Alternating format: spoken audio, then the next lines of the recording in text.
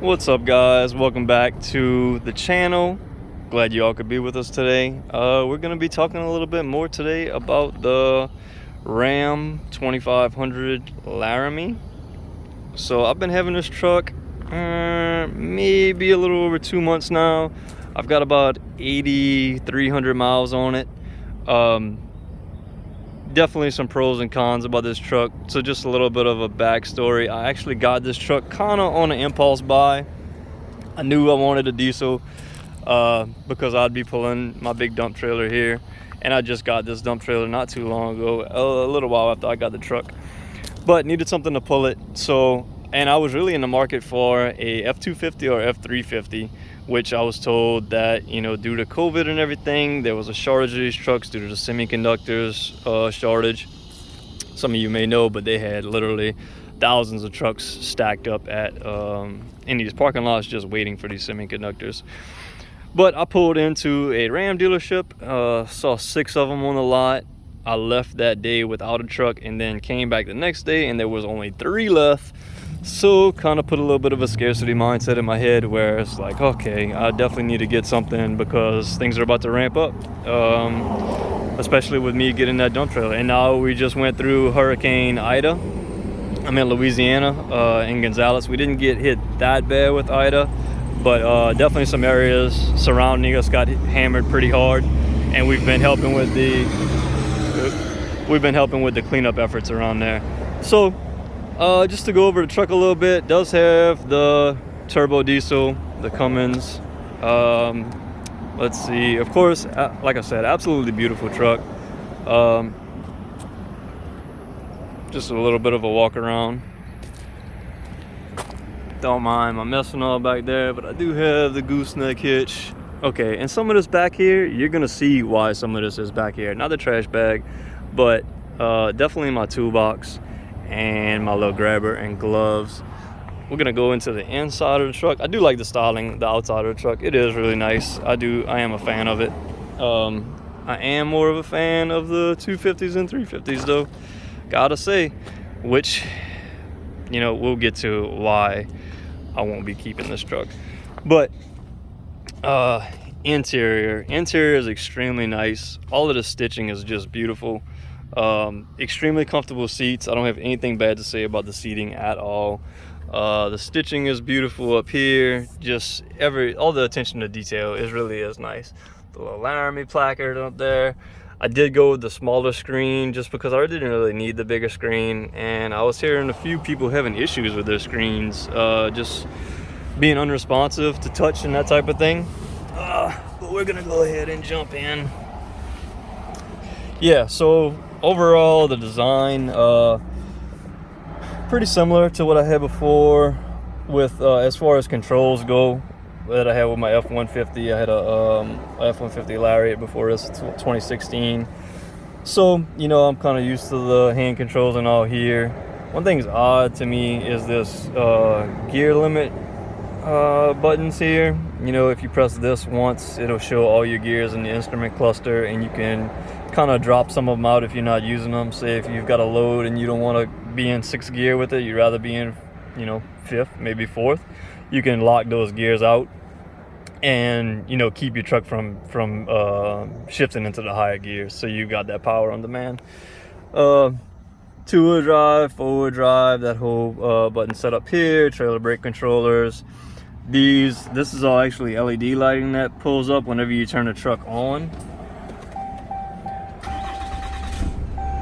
Okay, truck's on. See here, exhaust brake, tow haul, and these are your parking sensors if you want to turn these off. I turn off the rear one every now and then whenever I'm backing up to my trailers. But yeah, let's take a look at the instrument cluster. See us. Mute that. Oh god, sorry. For some reason, Sirius XM radio turns on every time I turn this truck on. I'm not sure why, but I can't stop it from happening for whatever reason. All right, this is showing I'm at 15.1 average miles per gallon. That is just not accurate for the life of the truck.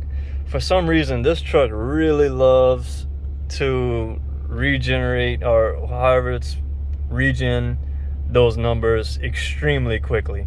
So like I could be sitting here for a second, we're at 15.1. If I sit here for maybe 5 minutes, that might drop down to like 14.5, 14.6, somewhere around there.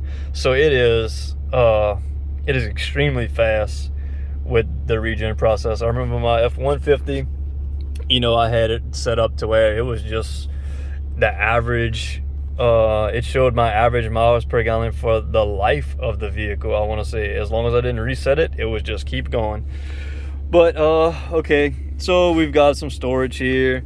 This is pretty cool. It kind of folds back and front. You can put some stuff in there. You could put it back a little bit more. It's got some stuff that you can put in there. You know, your plugins and all. You've got some storage here. You've got the glove box, of course. Let's see, some storage compartments in here. You've got this back here. This is a nice touch here, the big Ram logo in the middle. But yeah, overall the front is just extremely nice. Some suede inserts here. The chrome inserts are really nice. This is extremely you know, comfortable, lay your arm on, as well as this this center console as well is extremely comfortable. This pops up, this pops up, you know, so it does have a good bit of storage in here. Where it's lacking, and this is the main reason why I will not be keeping this truck, is the back seat. And let's step out to take a look at that, because man, I don't know how they decided that that was okay. So the back seat, all right, this is some of my employee stuff back here. They've got some items back here, but oh man, all right, this is why I will not be keeping this truck. I'm not sure who decided it was a good idea to have this huge hump in the middle. So it's not flat all the way across. There's this massive hump in the middle, and I'm assuming that was for something with a transmission, which, okay, I get it. If you do want a complete flat thing, this pops out, and then you've got a flat surface there. And then you could also put some stuff under here, you know. Which, okay, that's annoying, but it's not so terrible. All right, you do have a little bit of storage down here as well. Not much, but man, this here is just completely throwing me off. I went from my F-150 that had, you know, a complete flat rear seat, and I was able to put all my tools and stuff under there. That's what that my red toolbox, I was able to put that under my seats. All this junk right here, that's right here, would be under my seats, and I wouldn't have any issues. All this that's on top of my seats would be, you know, jammed somewhere underneath my seats, and then people could fit back here easily. Whereas I had my employees in here earlier, and I had to take out a lot of stuff because I couldn't fit everybody in here. And it's just, that's really what's getting me, is this back seat storage is absolutely atrocious in my opinion. But this isn't even the worst part right here. We're gonna go to the other side. Okay. Overall, clean truck, aside from the storage, in my opinion. Okay, now we're on this side. All right, so just like the other side, let's push this over. These fold up, and what's under here? Oh, look at this. So this comes out and folds down flat as well. So there's no, tossing glasses. So there's no, there's a strap, okay? This is what's underneath the seat, this subwoofer. I'm not sure if this is just the trim that I got and was just unaware of it. This may be different for some of the other Rams, I'm not sure. But this is just screwing with me like no other. And this is the main reason that I will not be keeping this truck. It's simply that. I mean, I don't see I really don't see how they did that and thought that was okay.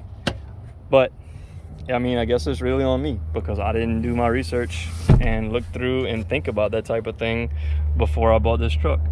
So yeah, you got absolutely no room to put anything under the seats. No under-seat storage. That is absolutely mind-blowing to me. But again, some suede inserts back here, some suede there. Leather is extremely comfortable. Just feels great. Again, attention to detail is amazing. I have nothing bad to say about the design of, or rather the styling. I have nothing bad to say about the styling of this truck.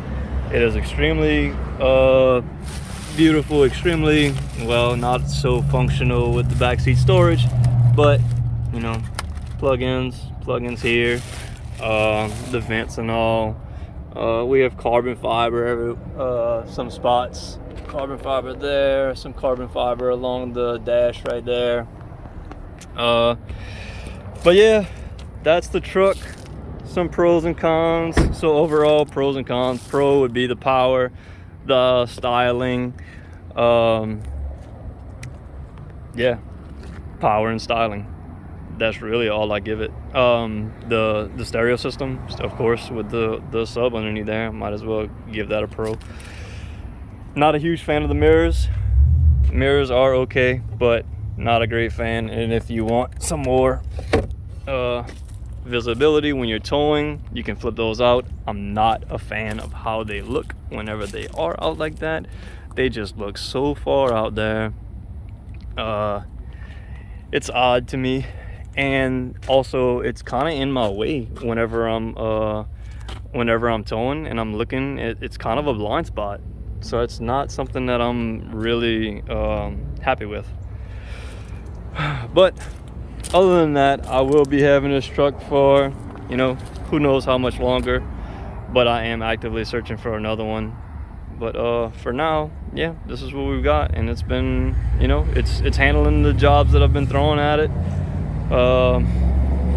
But just a few things that are just, you know, irking me every single day, and every time I have my employees get in, it's not fun.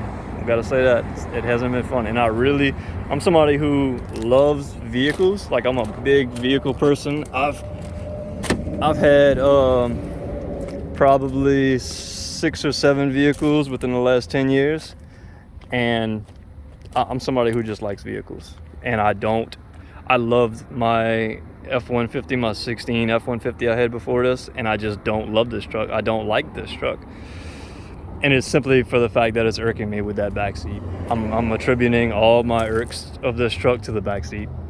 But overall, yep, this is the video. I hope I've helped you in some type of way. Just going over the specs and all. But, you know, stay tuned. You know, we'll be having some more videos. I'm going to be pulling this trailer pretty soon, so I'll have a little bit of a video on that. And just doing some gas mileage type stuff and that type of thing. But hope you all enjoyed the video. Stay tuned. We'll be doing some more work and, you know, looking at other Hurricane Ida effects as well as some cleanup projects and whatnot. So thank y'all. Hope you have a good rest of y'all day.